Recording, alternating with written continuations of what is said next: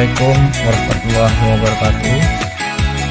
Alhamdulillah kita ketemu kembali dengan materi logika algoritma pada pertemuan ke 13-14 ya. Kita gabungkan karena hari ini kita dua pertemuan. Kemarin minggu yang lalu kita tidak bisa karena libur ya. Oke, untuk hari ini maka kita gabungkan antara pertemuan 13 dan ke-14. Oke, kita masuk ke pertemuan ke-13 ya. Sini kita lihat ke minggu yang lalu kita sudah membahas ya dengan metode matematika dan metode logika greedy yang lain. Sekarang dengan pemrograman greedy, algoritma pemrograman greedy. Ini ada algoritmanya seperti ini ya. Algoritmanya seperti ini, di mana isi daripada ransel dibandingkan dengan kapasitas maksimum daripada ransel. Isi di sini adalah barang-barang yang mau dibawa ke dalam ransel dibandingkan dengan kapasitas maksimum daripada ransel. Nanti kita lihat langsung aja di logika penjelasan di sini. Kita lihat langsung. Penyelesaian dengan algoritma pemrograman greedy. Contoh soal ini sama dengan minggu yang lalu, cuman beda dengan metode ya. Di sini kapasitas maksimum ransel misalkan 20 kilo dengan jumlah barang N sama dengan 3, yaitu berat masing-masing barang yaitu W1, W2, W3, 18, 15, dan 10. Kemudian nilai masing-masing barang P1, P2, P3 yaitu 25, 24, 15. Artinya di sini W1 berpasangan dengan P1, 18 berpasangan dengan 25, 15 berpasangan dengan 24, 10 dengan berpasangan dengan 15. Oke. Setelah itu kita lakukan pengurutan secara tidak naik terhadap hasil perbandingan antara PI dengan WI. Nah, kita sudah lihat minggu yang lalu hasil perbandingan ini salah satu metode daripada yang kemarin kita bahas ya. Nah, di sini kita lihat hasil perbandingan yang terbesar adalah yaitu 24 dibagi 15, yaitu nilai 24 dibagi dengan berat 15. Ini dia. Yang paling besar adalah 1,6. Kemudian yang kedua adalah 1,5 dengan perbandingan 15 dibagi 10. Ini dia 15 dibagi 10, yaitu kedua. Ketiga 25 dibagi 18. Pokoknya yang mana hasilnya paling besar kita masukkan dengan urutan yang ke-1. Dan seterusnya, urutan kedua, kemudian ketiga. Sehingga menghasilkan pola urutan data yang baru, yaitu seperti ini. Pola urutannya berarti W1 menjadi 15, W1, W2, W3, 15, 10, 18. Ini dia, tadinya kan 18, 15, 10. Menjadi 15, 10, 18. Sesuai berdasarkan hasil ini. Ini kan urutan pertama kan ke-1. Beratnya kan 15. Ini dia 15. Berat kedua 10. Ini dia 10. Berat kedua yang ini. Ini dia. 10 kan 2 nih. 10. Kemudian ketiga adalah 18. Ini dia. 18 ketiga. Kemudian PI-nya juga begitu. P1, P2, P3, 24, 15, 25. Ini kan P1 24, di sini kita anggap 24. Tadi kan P2 nih, sebelumnya di sini P2 nih. Jadi P1 24, 15 dan 25. Oke, setelah kita dapat pola urutan yang baru berdasarkan hasil perbandingan, kita lihat, kita masukkan ke dalam algoritmanya, logika algoritmanya di sini. Tadi di dalam logika algoritma mengatakan isi dibandingkan dengan kapasitas maksimum daripada ransel. Isi masing-masing berat barang ya. Di sini yang pertama berat 15. Kenapa 15 duluan? Karena berdasarkan urutan. Urutan yang pertama kan tadi kan 15. Nah ini. Berarti barang yang mempunyai berat 15 kilo dibandingkan dengan kapasitas ransel. Ya, dengan kondisi seperti ini. Apakah 15 ini lebih besar daripada 20? Otomatis tidak. 15 kan lebih kecil daripada 20. Artinya, barang 15 kilo ini masuk semua ke dalam ransel. Karena apa? Karena kapasitas ransel itu kan 20 kilo.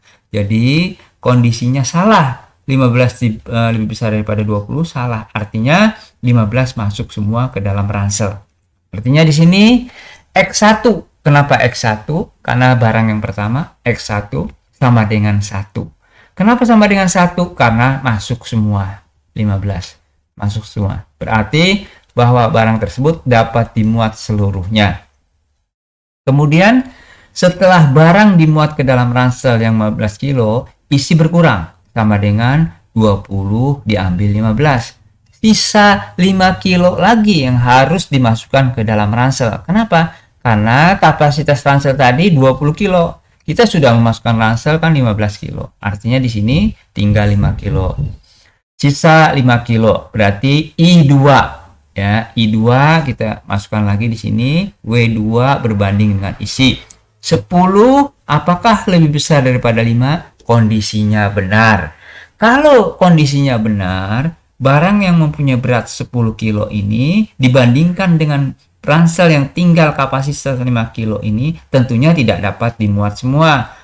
Artinya perbandingan 5 kilo dibanding 10. X2. Kan tadi I2 berarti X2. Tadi yang pertama 1, yang kedua X2. Sama dengan setengah. Benda 10 kilo hanya dapat dimuat setengah bagian, yaitu 5 kilo. Karena kapasitas ransel kan 20 kilo. Barang yang pertama 15 kilo masuk. Yang kedua hanya 5 kilo. I3 kita sudah tidak proses lagi. Kenapa? Karena ransel sudah penuh, maksimum 20 kilo. Maka profit nilai yang didapat adalah P1 plus P2 plus P3. Ingat, sigma PI/XI.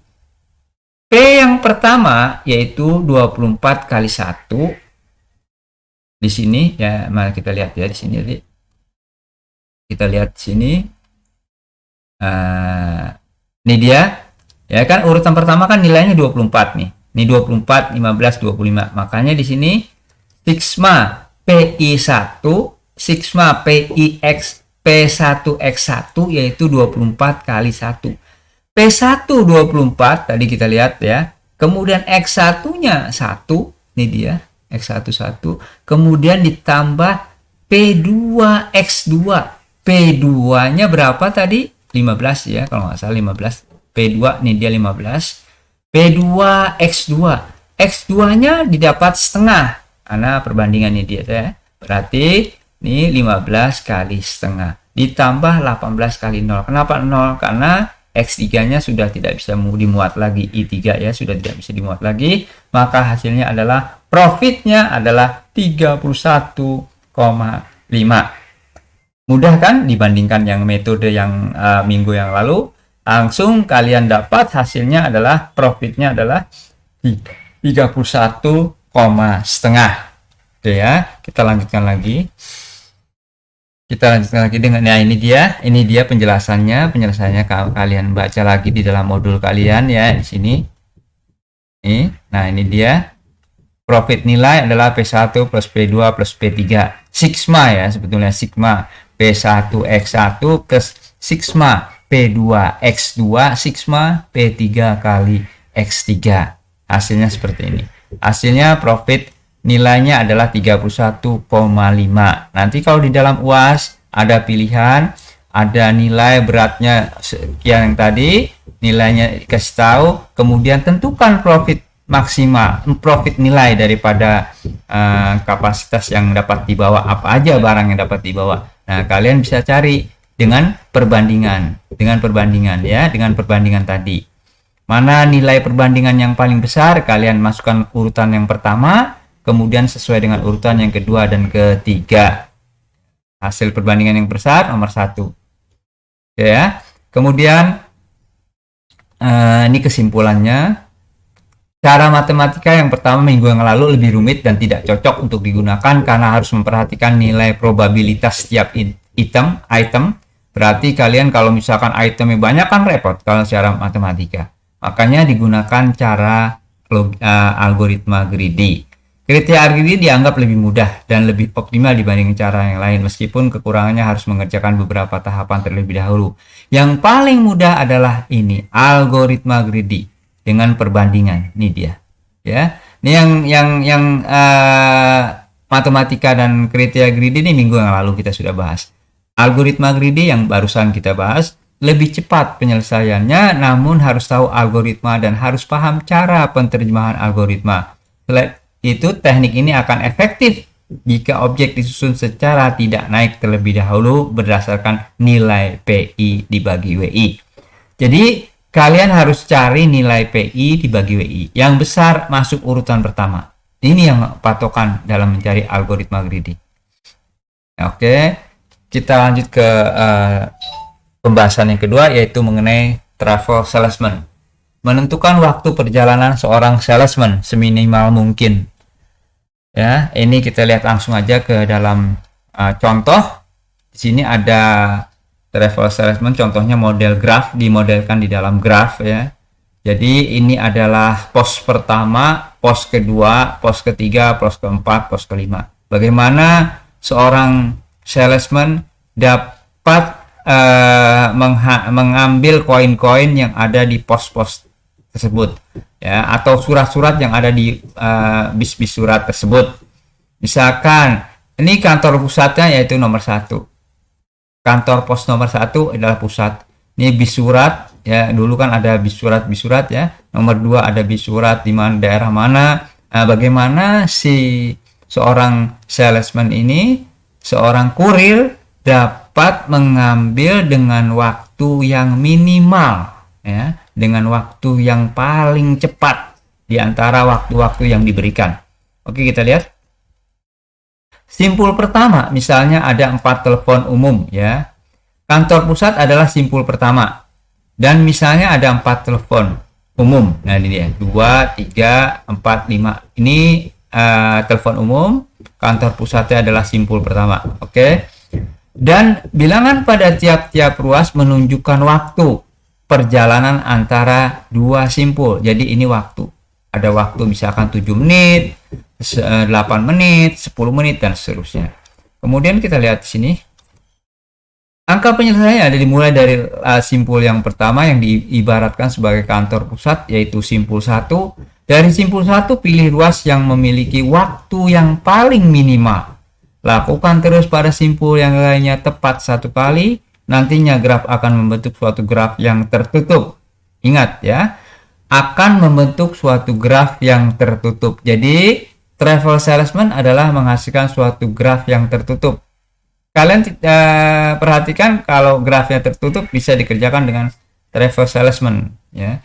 Karena perjalanan akan kembali ke kantor pusat. Kenapa graf tertutup? Karena akan kembali ke kantor pusat. Problema di atas menghasilkan waktu minimal adalah 45 menit dan diperoleh perjalanan sebagai berikut. Tunjukkan perjalanannya. Nah, ini dia.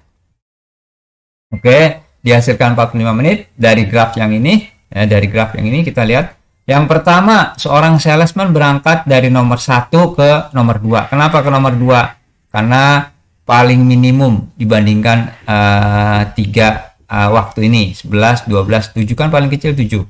Oke, artinya dari 1 ke 2. Kemudian dari 2 kita pilih lagi yang paling minimum kemana?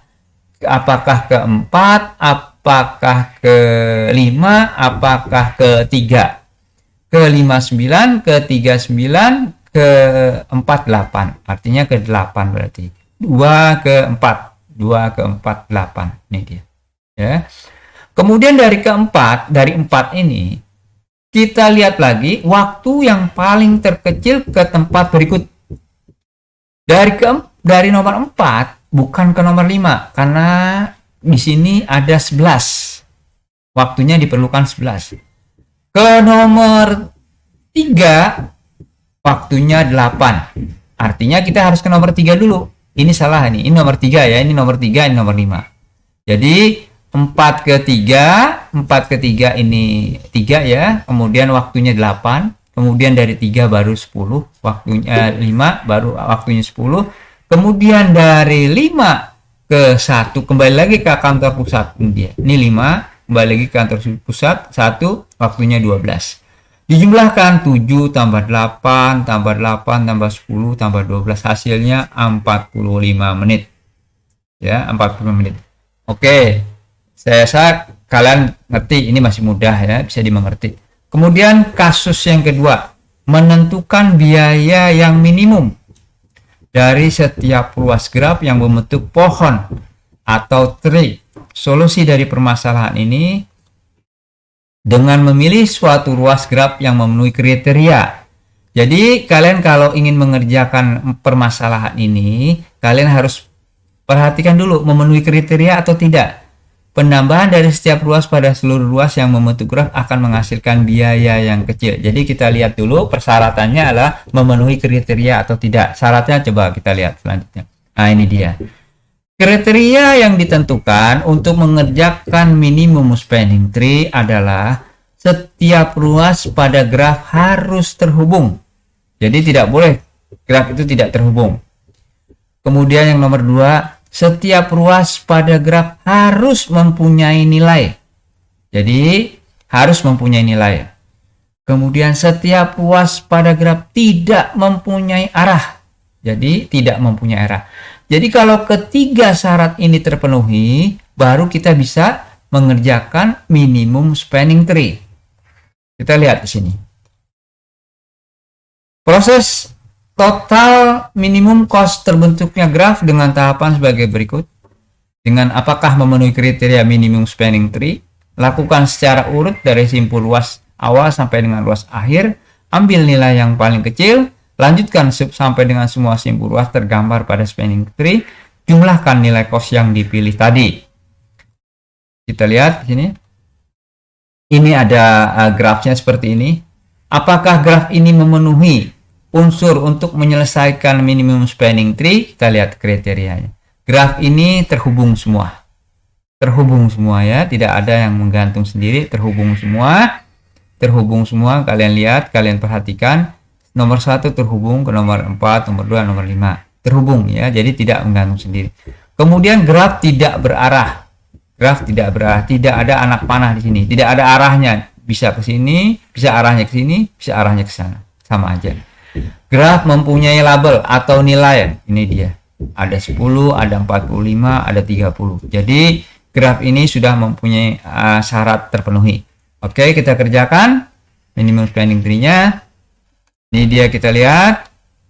Graf sudah mempunyai graf terhubung, graf mempunyai graf yang tidak berarah, masing-masing ruas mempunyai nilai atau label. Ini ya, kita jalankan. Dari nomor 1 ke nomor 2. Karena biayanya paling kecil 10. Kita lihat di sini. Ya, ini dia. Nomor 1 yang paling kecil biayanya adalah 10. Dari nomor 2, mana biaya yang paling kecil? Yaitu apakah ke nomor 5, apakah ke nomor 3, apakah ke nomor 6.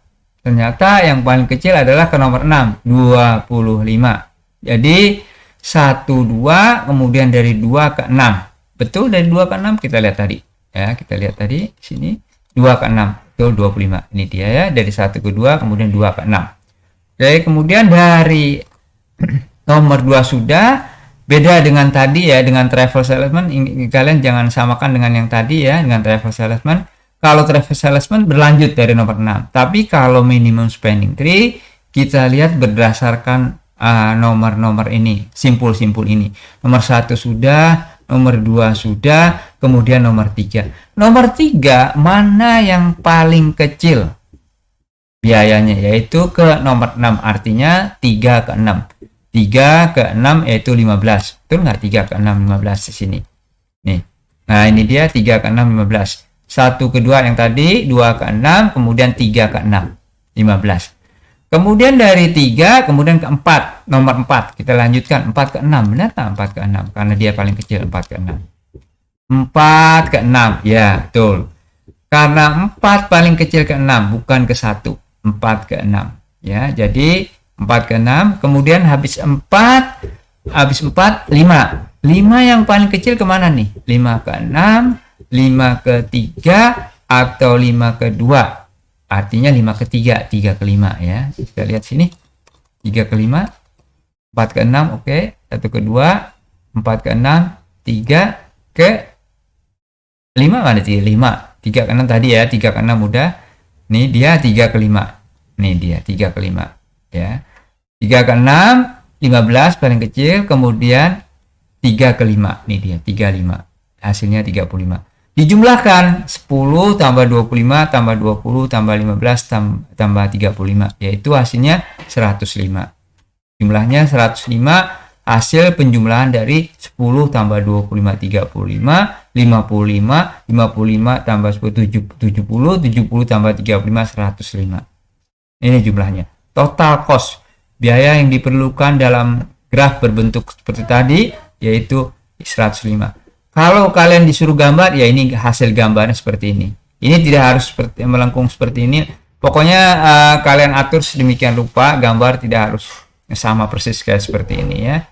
Ikutin aja graf aslinya seperti bagaimana, kalian gambarnya seperti itu. Nih kan seperti ini aslinya nih. Nah ini dari melengkung ke sini, kemudian 3 melengkung ke sini, 3 ke 5. Hasilnya seperti ini.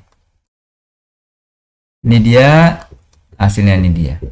1, 2, 2 ke 6, 3 ke 5, 3 ke 6 sorry ya, 3 ke 6. Kemudian dari 4 ke 6 juga, dari 5 ke 3. Atau penulisannya 35, dari yang kecil ya, 35. Selalu dari yang kecil yang ditulis. Walaupun dia 5 ke 3, tapi yang ditulis 3,5. Oke. Kemudian permasalahan selanjutnya adalah shortest path problem. Kriterianya beda dengan minimum spanning tree. Kalau minimum spanning tree kan tidak punya arah. Kalau di dalam shortest path problem mempunyai arah. Sama-sama mempunyai nilai, mempunyai arah, tapi tidak harus terhubung. Tapi kalau minimum tree tadi harus terhubung ya. Tadi harus terhubung, kalau ini tidak harus terhubung. Mempunyai arah, ini perbedaannya. Tidak harus terhubung dan mempunyai arah. Sama-sama mempunyai nilai, sama. Kita lihat di sini. Nah, ini dia arahnya nih, ini panah ini. Ini dari A ke E, ini panahnya di sini nih, sebetulnya di E. Ini A ke B, panahnya di sini. Kemudian AC, ada dua arah. Ada A ke C, ada C ke A. Ada dua arah. Kemudian dari B ke C hanya satu arah. Hanya satu arah. Dari C ke D hanya satu arah. Kemudian dari D ke E dan E ke D dua arah berarti. Kemudian dari F ke D, D ke F tidak bisa ya karena satu arah ya, satu arah. D ke F tidak bisa, maka F ke D. Kemudian D ke B satu arah, B ke D tidak bisa. Kemudian A ke E satu arah, E ke A tidak bisa. Ini ada panahnya di sini nih sebetulnya. Ya, ada panah di sini A ke E. Oke, hitung jarak satu persatu. Rute yang diperbolehkan di sini adalah AB, AC, AD, AE, AF. Ya. Jadi ada A ke B, ada A ke C, ada A ke D, ada A ke E, ada A ke F. Kita lihat di sini. Ini dia. Pertama, melihat proses simpul yang mempunyai awal dari akhir tujuan dari graf, yaitu A ke B, A ke C, A ke D, A ke E. A ke F nggak bisa ya, sorry, A ke F tidak bisa. Karena dia satu arah dari F ke D. Jadi A ke F tidak bisa. Bisanya dari A ke B, A ke C, A ke E, dan A ke D. Kalau A ke F tidak bisa. Karena F ini satu arah dari F ke D. Perhitungan dilakukan terhadap ruas graf yang memiliki jalur awal dan akhir. Kita lihat di sini. Kedua, mencari jalur terpendek. Ini A ke B. Langkah yang pertama yaitu jalur pertama, yaitu A ke B. Ini dia. A ke B. Ya, kita lihat A ke B ada berapa? Ada berapa langkah nih A ke B? Ternyata ada tiga. Ada tiga langkah. Yang paling kecil adalah 45. Berarti jalurnya adalah ACDB. ACDB. Paling kecil nih. Kita ke B paling kecil jalurnya ACDB. Bukan langsung A ke B. A ke B langsung malah nilainya 50. Ya, jaraknya 50. Malah ACDB jaraknya 45. Lebih kecil walaupun melalui rute yang lain ya, nggak langsung ke B rute lainnya, tapi dia jaraknya lebih dekat. Kalau langsung dari jarak A ke B tanpa melalui rute CD, dia jaraknya 50 kilo misalkan. Jadi paling cepat adalah tadi ACDB. Ini dia ACDB, kita lihat ya. Kita mau ke B. A ke B ini 50. Tapi jalur yang lain ke B ini bisa dilalui melalui A, C, D, B. 10 tambah 15, 25 tambah 20, 45. Ada lagi jalur dari A ke B. selain AB, AC, DB, yaitu kita lihat dari melalui E. A, E, D, B. AE 45, D 35, 80, 80 tambah 20, 100. Benar tadi 100? Kita lihat tadi. 95. AEDB 95. Salah jumlahin saya. AE kan 45. 45 ditambah 35 berapa? 80. 80 ditambah 20, 100. Harusnya 100 ya, bukan 95. Ini kan 45 ditambah 35 berapa? 40, 30, 70, 80. 80 tambah 20, 100. Bukan 95. Jadi AEDB ini bukannya 95, 100. Ini bukan 30 ya, 35. Tadi kita lihat 35 kan di sini. 35. Nah, ini 35. AE 35, bukan 30. Kalau 30 kan ke sini. Ke sini. Bukan ED berarti. Ini kan DE kalau 30. Yang benar 35 ya, bukan 30. Salah ya. Bukan 30. Berarti 35. Berarti 45 tambah 35, 35 tambah 20. Jadi 100. Ini harusnya 100 nih. Bukan 95. Kemudian jalur yang kedua yaitu A ke C. Jalur yang kedua, ini dia. A ke C, jalur yang kedua. A ke C. A ke C ada berapa langkah? 1, 2, 3, 4. Mana yang terkecil? Mana yang terkecil? Yaitu ternyata langsung A ke C 10. Paling kecil sih A ke C 10. Coba kita lihat ya. Kita lihat grafnya. A ke C. A ke C 10. Semua yang kecil pasti lebih besar daripada 10. Makanya yang dipilih 10 ya, 10. Ini kalau misalkan kita mau ke C ya, jalur yang lain. A ke B 50 tambah 15 65. A B C berarti 65. Ada lagi jalur yang lain ke C. A E D B C. A E D B C 45 tambah 35, 80 tambah 20, 100, 100 tambah 15, 115. Jadi paling kecil 10. Ini dia paling kecil 10. Nah, ini dia. Paling kecil 10 ya. Ini tadi ada 65, ada 125, ada 110. Ya, 110. Ini sebetulnya bukan 30, 35. Salah kesalahannya. A, E, D, B, C. Jadi 10. Kemudian jalur yang ketiga, langkah yang ketiga yaitu A ke D. Ada berapa langkah? Ada berapa yang dikerjakan untuk ke D? 1, 2, 3, 4, 4. Yang mana yang paling kecil? Yaitu 25. Jadi jalur yang paling kecil adalah ACD 25. ACD 25 paling kecil. Ya, kemudian yang ke E, dari A ke E, yang paling kecil adalah A ke E langsung. A ke E langsung 45. 45. Kemudian kita lanjutkan lagi ke F. Tidak ada ke F karena F nggak bisa dari D ke F. Artinya dari F ke D. Jadi nggak bisa dari A ke F, nggak bisa.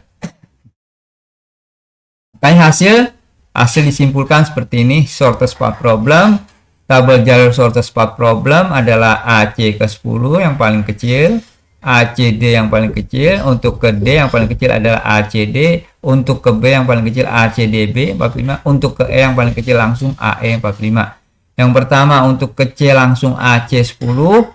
Untuk ke D yang paling kecil ACD. Untuk ke B yang paling kecil ACDB. Untuk ke E yang paling kecil AE langsung 45. Ini disimpulan dari yang tadi ya, simpulan. Oke.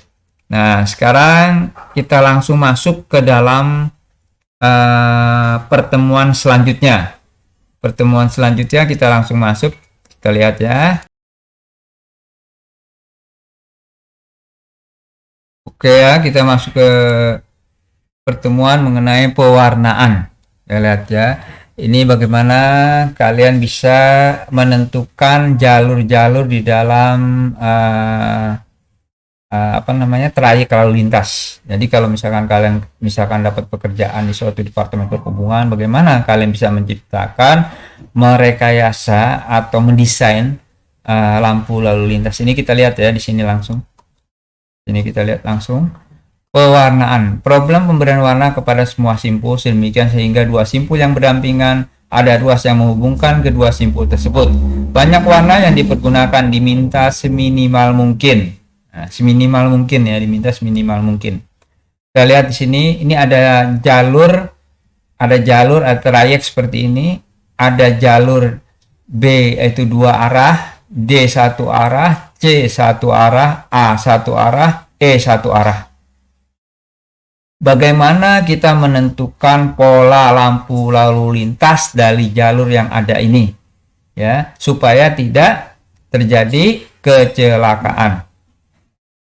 Kita pertama menentukan jalur-jalur yang diperbolehkan. Perjalanan yang diperbolehkan adalah A ke B, kemudian dari titik A dulu ya, kita pola ya, kita bikin pola dari titik A, jalur yang diperbolehkan, A ke B pertama, kemudian A ke C ini dia, kemudian A ke D. A ke E tidak boleh, karena E satu jalur dari E, tidak boleh ke jalur E, tapi dari E boleh. Oke, jadi dari A ada berapa jalur? 1, 2, 3. Dari A ada 3 jalur yang diperbolehkan. Kemudian dari titik B kita lihat jalur yang diperbolehkan, yaitu B ke C ya. Kemudian B ke D, selesai. B ke E tidak boleh, B ke A juga tidak boleh karena A jalurnya seperti ini, jadi tidak boleh. Jadi dari titik B mempunyai 2 jalur, yaitu B ke C dan B ke D. Kemudian dari titik C tidak ada, karena C adalah jalurnya seperti ini menuju ke C. Jadi dari titik C tidak ada karena dia menuju ke C. Kemudian dari titik D juga tidak ada karena jalurnya menuju ke D. Dari titik E ada, karena dari titik E jalurnya keluar dari titik E, bukan menuju E tapi keluar dari titik E, yaitu E ke B, kemudian E ke C, kemudian E ke D. Ya, oke. E ke B, E ke C, E ke D. Ke A tidak boleh, karena A jalurnya adalah dari A menuju keluar, bukan menuju ke A. Oke ya. Selanjutnya kita buat langkah penyelesaiannya adalah tentukan simpul dari perjalanan yang diperbolehkan. Untuk peletakan simpulnya bebas. 2. Tentukan ruas untuk menghubungkan 2 simpul yang menyatakan 2 perjalanan saling melintas. Nah, di sini kalian perhatikan simbol-simbol yang tadi diperbolehkan. Jalur AC tadi, ini AC ini jalurnya akan bersimpangan dengan BD, dengan EB. Kita lihat sini. Nah, ini AC bersimpangan dengan BD. Karena AC bersimpangan dengan BD, dihubungkan. Ya, diberikan ruas atau garis AC BD. Jalur AC bersimpangan dengan jalur BD, maka diberikan garis. Kita lihat tadi, benar BD. Nah, ini BD, ini AC. Ini kan akan memotong. BD memotong jalur AC, AC memotong jalur BD, akan bersimpangan. Makanya kita harus memberikan garis, memberikan ruas ya antara jalur AC dengan jalur BD. Ini akan menimbulkan kecelakaan kalau sama-sama jalan. Oke, kita lihat di sini ada AC BD, kemudian AC dengan EB. Kemudian BD dengan EC, apakah bersimpangan? Kalau bersimpangan ini diberikan garis, maka diberikan ruas. BD dengan EC, kita lihat BD EC. BD EC, oh ya, EC ke sini, BD ke sini. Kalau dua-duanya jalan, dia akan bersentuhan, akan tabrakan, maka dihubungkan ruas yang bersimpangan itu, yang bertuburkan itu ya. BD dengan EC diberikan ruas, garis. Oke. Kemudian EB dengan AD diberikan garis, karena bersimpangan EB dengan AD, EB dengan AD, EB dengan AD, AD. Nah ini AD ke sini, EB ke sini. Ini akan bertabrakan juga kalau jalan dua-duanya. Makanya diberikan garis ruas. AD dengan EC juga akan bertabrakan, maka diberikan ruas. Ya. Ini kenapa nih kok sendiri? Ini adalah jalur yang selalu lampu hijau. Ingat ya, ini dia sendiri. Ini boleh kalian sebelah sini boleh dibuat, di sini boleh AD, AB di sini tulisnya boleh. Nggak harus di sini boleh. Dia jalur yang selalu lampu hijau. Jadi tidak bersentuhan dengan jalur yang lain. AB kita lihat ya. AB selalu lampu hijau. Walaupun yang lainnya hijau, ya, dia tidak dipengaruhi. Karena walaupun ini misalkan jalan, ini jalan, ini A ke C jalan, A ke B boleh. Jadi AB selalu lampu hijau. Makanya dia sendirian, tidak ada ruas yang menghubungkan antara AB. Kemudian yang tidak ada pengaruh lagi yaitu BC dan ED. Jadi tiga jalur ini adalah selalu lampu hijau. BC kita lihat lagi BC. Nah ini dia BC. BC walaupun jalur yang lain hijau lampunya, tetap BC tetap berjalan. Ya, tetap berjalan. Seperti itu. Nah, kemudian setelah kita dapat membuat ruas atau garis-garis yang menghubungkan jalur yang bersimpangan, kemudian kita berikan warna.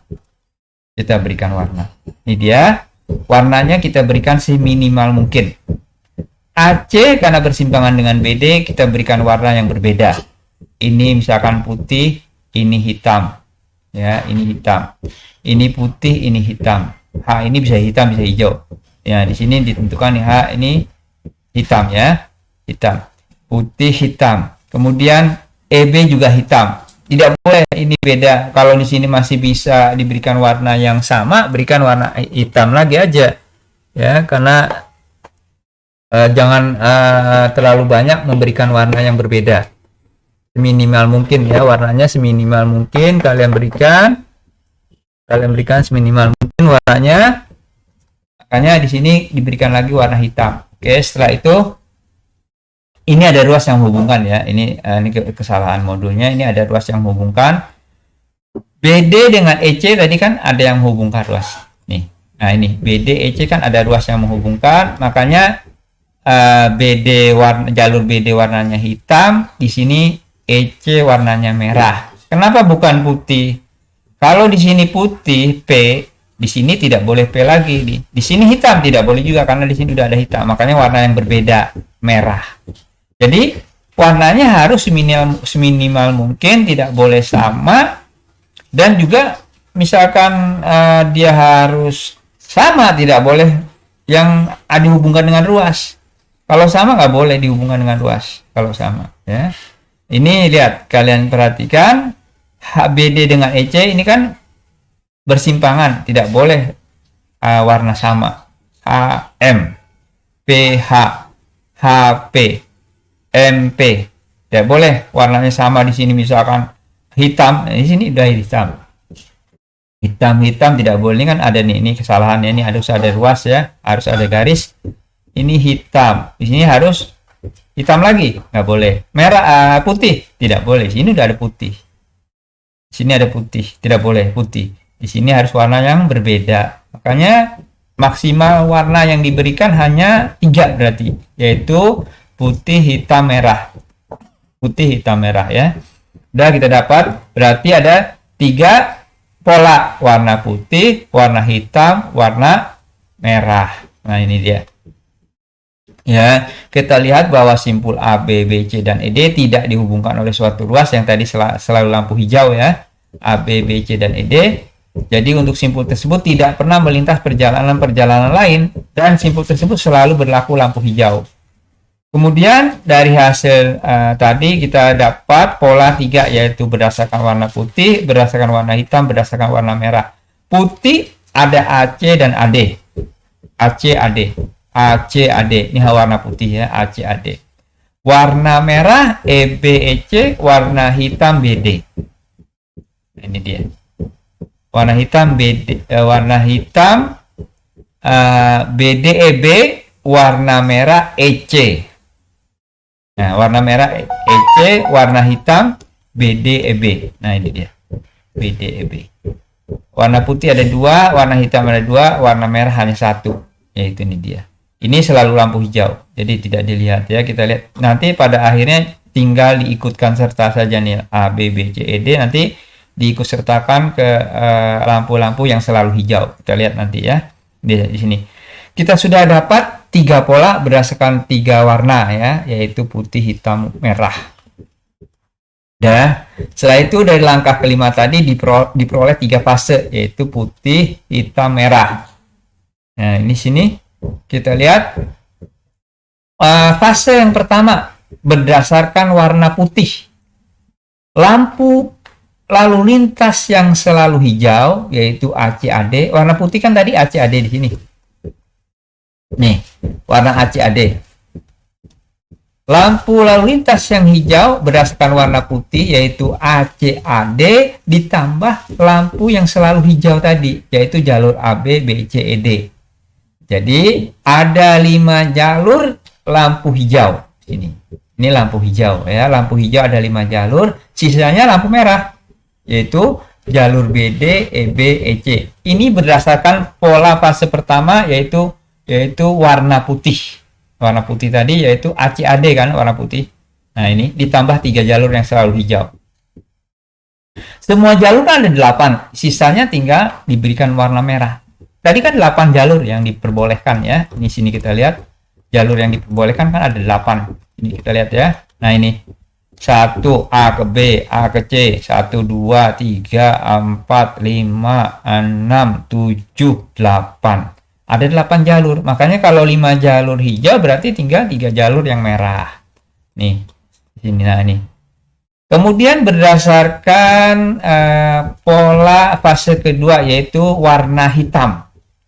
Warna hitam lampu lalu lintas yang hijau, lampu lalu lintas hijau atau lampu lalu lintas yang jalan hijau yaitu BDEB diikuti dengan lampu yang selalu hijau nih tadi AB, BC, ED sama di sini. AB, BC, ED. Sisanya warna merah. BDEB sisanya warna merah. AC, AD, AEC. Kalau tadi warna merahnya EBD, EB, EC. Ini kalau lampu hijaunya jalur BD, EB, AB, BC, ED. Maka warna lampu merahnya adalah AC, jalur AC, jalur AD, jalur EC. Kemudian fase yang ketiga berdasarkan warna merah. Warna merah tadi kan fase ketiga cuma 1, EC. EC. Lampu hijaunya EC, AB, BC, ED. Ini diikutkan selalu lampu ini. AB, BC, ED selalu diikutkan karena dia selalu hijau. Sisanya warna merah. Ada 4 jalur yang merah. Kalau yang lainnya tadi cuma 3 jalur ya. Di sini ada 4 jalur yang merah. Kalau berdasarkan pola ketiga yaitu berdasarkan warna merah. Ya. Jadi lampu hijaunya adalah EC, AB, BC, ED, lampu merahnya adalah AC, AD, BD, EB. Ini bukan warna merah ya, ini lampu merah, lampu merah. Fase ketiganya berdasarkan warna merah, tapi ini lampu merah. Ya, lampu merah. Kemudian kita lanjutkan lagi. Nah, sekarang pewarnaan yang kedua, contoh kedua yaitu tabel penjadwalan ujian. Nah, di sini kita lihat ada mahasiswa ya, 6 kolom yang dilambangkan dengan huruf menunjukkan nama mata kuliah. Ini dia A, B, C, D, E, F, 6 mata kuliah. Kemudian 8 baris yang ditunjukkan dengan angka adalah mahasiswa. Ini mahasiswa nih. Ini mahasiswa 1 sampai dengan 8 mahasiswa. Kemudian sebentar ya, sebentar.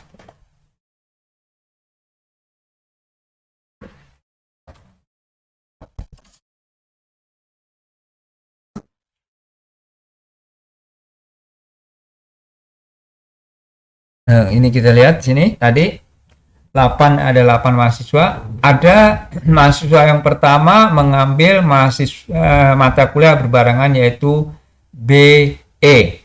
Ya, BE. Ini dalam satu mahasiswa mengambilkan 2 mata kuliah berbarengan. Otomatis mata kuliah ini tidak boleh dengan waktu yang bersamaan ujiannya ya. Kemudian Angka 1 pada tabel menunjukkan tentang mata kuliah yang diambil nih dia. Angka 1 ini ya mata kuliah yang diambil oleh mahasiswa. Angka 0 pada tabel berarti mata kuliah yang tidak diambil. Ini mata kuliah yang tidak diambil 0. Oke, kita lanjutkan lagi.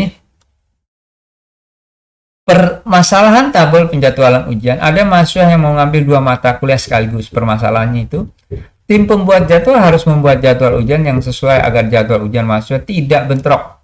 Syaratnya tidak boleh ada mahasiswa yang mengikuti 2 ujian pada waktu yang bersamaan. Jadi tidak boleh mahasiswa mengikuti 2 ujian pada waktu yang bersamaan. Tidak boleh, ya. Jadi harus waktu yang berbeda. Oke. Kemudian penyelesaian masalah yaitu menggambarkan simpul yang menunjukkan mata kuliah, ya. Simpulnya menunjukkan mata kuliah, membuat ruas atau garis penghubung menyatakan ada mahasiswa yang memilih 2 mata kuliah tersebut. Memilih simpul yang berwarna sama. Simpul yang berwarna sama menunjukkan tidak ada mahasiswa yang mengambil mata kuliah tersebut secara bersamaan. Berarti boleh dijadwalkan pada waktu yang sama. Kita lihat sini. Ini mata kuliah A, E, dan AF. AE dan AF. Kita lihat tadi di polanya. AE dan AF. Nah, ini. AE dan AF. AF. AE ini dia satu nih, ada mahasiswa yang mengambil waktu yang bersamaan, 2 mata kuliah yang bersamaan, yaitu AE dan AF. Kemudian ini ada lagi AF juga nih, berarti ada 3 nih. AF ada 3 mahasiswa yang ngambil mata kuliah ya. AE, AF ada 2 mahasiswa yaitu 47. Ya, kita lihat sini yang menghubungkan yaitu AE. Jadi A terhubung dengan E, A terhubung dengan F. Hanya 2 ya A yang terhubung ya dengan E dan F. Selain itu tidak ada mata kuliah lain yang berbarengan dengan A selain A, E dan AF. Kita lihat sini tadi. Nah, ini AE dan AF. Hanya 2 mata kuliah yang berbarengan mahasiswa ambil yaitu AE dan AF. Ini tidak boleh warna sama berarti ini. AE tidak boleh warna sama, AF tidak boleh warna sama. Oke. Kemudian kita lihat lagi. Dari B. Dari B yang ngambil apa aja? BE. Ini ada mahasiswa BE bareng, kemudian B lagi, BD, BD, kemudian BC. Jadi ada dari B ada 3. BC, BD, BF, BE. BE, BD, BC, BC, BD, BE. Ada 3 ya B ya, titik B. 3 titik B. 3 titik B. Ini dia. BC, BD, BE. Artinya BE tidak boleh warna sama, BC tidak boleh warna sama, BC tidak boleh warna sama. Ini CD juga tidak boleh warna sama. CD tidak boleh warna sama, CB tidak boleh warna sama, BD tidak boleh warna sama, BC tidak boleh warna sama. Nah, setelah kita dapat menghubungkan antara mata kuliah yang bersamaan, ya, yang bersamaan tadi yaitu BE juga bersamaan, AF bersamaan, AE bersamaan, maka tidak boleh warna yang sama. Yaitu maka kita berikan warna yang berbeda. Nah, ini dia.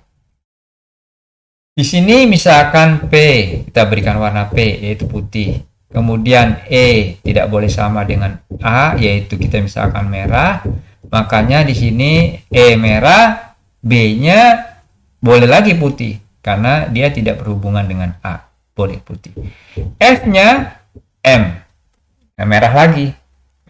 Kenapa tidak putih? Nggak boleh karena sini sudah putih A-nya. Jadi merah boleh karena tidak berhubungan antara E dengan F. Kemudian P kita berikan warna putih. Kenapa tidak M? Karena M di sini sudah ada. P kenapa B kenapa P? Karena A dengan B tidak berhubungan. Boleh kita berikan warna P. Dah, setelah kita dapat simpul B berwarna putih, kemudian kita berikan warna yang lain. Di sini putih, Di sini harus beda, tidak boleh putih lagi. Yaitu misalkan merah di sini. Merah di sini tidak boleh merah. Di sini harus beda. Hitam, putih tidak boleh karena ada putih di sini. Atau di sini hitam, di sini tidak boleh hitam lagi dan tidak boleh putih karena di sini sudah ada putih. Makanya di sini harus merah, berbeda dengan H, dengan C, berbeda dengan B. Jadi ada 3 warna juga nih, putih, merah, hijau. Setelah kita dapat, maka kita bisa berikan pola mana aja, mahasiswa berdasarkan warna putih, berdasarkan warna merah, berdasarkan warna hijau. Jadi kalian sudah bisa mengerti di sini ya. Warna merah simpul FED, warna putih untuk simpul AB, warna hijau untuk simpul C dikarenakan berdampingan. Simpul C bertetangga dengan simpul B atau warna putih dan simpul D warna merah sehingga C harus diberi warna yang baik, yang lain atau berbeda. Ini dia. Ya, nggak boleh di sini putih atau merah. Kita mau mengambil warna yang sama dari sini, tidak boleh. Kenapa? Karena di sini sudah ada putih, di sini sudah ada merah. Jadi harus warna yang berbeda. Makanya diberikan warna hijau di sini sendiri ya. Hijau atau hitam boleh. Warna tidak masalah, yang penting dia harus berbeda. Misalkan di sini kita berikan warna biru, boleh.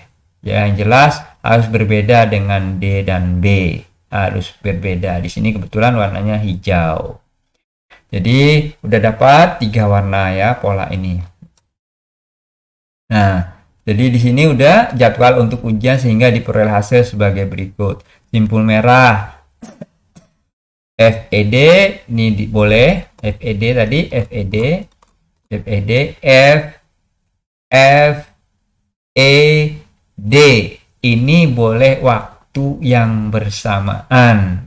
Nah, berbeda ya, berbeda di sini boleh berikan ujian yang waktu bersamaan karena berbeda. FED boleh berbeda karena berbeda, dia boleh waktu ujiannya bersamaan. Di sini simpul putih AB, kemudian simpul hijau C sendiri waktu yang berbeda. Untuk posisi peletakan simpul bebas. Awal pemberian warna boleh bebas. Warna tidak terikat, ya, tidak harus warna seperti yang dijelaskan tadi. Warna yang digunakan bebas. Awal pemberian warna mempengaruhi susunan jadwal, terserah, bebas ini. Ya, oke.